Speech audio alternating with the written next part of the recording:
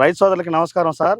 ఈరోజు మనం అడవిదేవరపల్లి విలేజ్, అడవిదేవరపల్లి మండలం, నల్గొండ జిల్లా, తెలంగాణ స్టేట్లో ఉన్నామండి. ఇప్పుడు మీరు చూస్తున్నటువంటి వెరైటీ మన ప్రజ్వల్ సీడ్స్ వారి 1166 ఏంజిల్ వెరైటీ అండి. ఒకసారి ఈ ఫీల్డ్ గురించి వాళ్ళ యొక్క అభిప్రాయాలు చూడడానికి వచ్చారు. వాళ్ళ యొక్క అభిప్రాయాలు కనుక్కుందాం.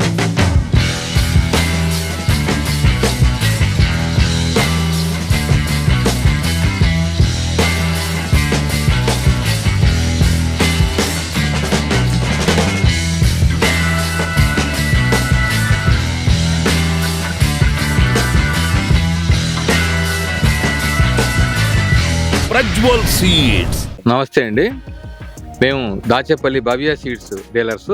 ప్రస్తుతం మనం నల్గొండ జిల్లా అడవిదేవరపల్లి మండలం అడవిదేవరపల్లి గ్రామంలోనే ఉన్నాం. అడవిదేవరపల్లి గ్రామంలో ప్రస్తుతం చింత రామారావు గారు అనేటటువంటి రైతు చేలో ఉన్నాం.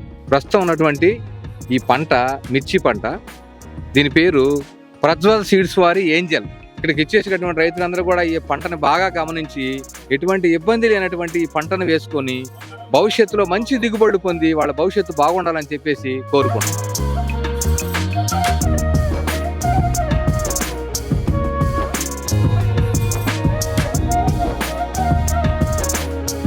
మన ప్రజ్వల్ సీడ్స్ వారి ఏంజిల్ వేసినటువంటి రైతు రామారావు గారికి చిన్న సత్కారం చేసామండి. ఒకసారి ఆయన ఎలా ఉందో ఒకసారి ఆయన మాటలు. ఎలా ఉంది సార్ రామారావు గారి పొలం? ప్రజ్వల్ సీడ్ వాళ్ళ ఏంజల్ 1166 దాచేపల్లి భవ్య ట్రేడర్స్ అక్కడ తీసుకోవడం జరిగింది.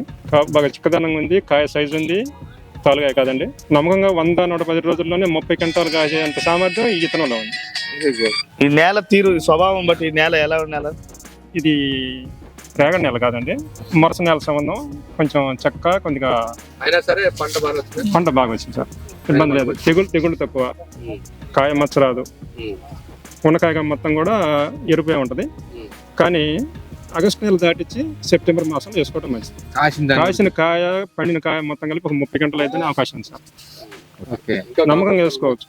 దీని ప్రత్యేకత 100-110 రోజుల్లోనే పండి చేస్తారు. 30 గంటలకు అయ్యే సామర్థ్యం విత్తనంలో ఉంది. అంతవరకు చెప్పగలరు. నమ్మకంగా 30-35 గంటలు భయపడేది పని.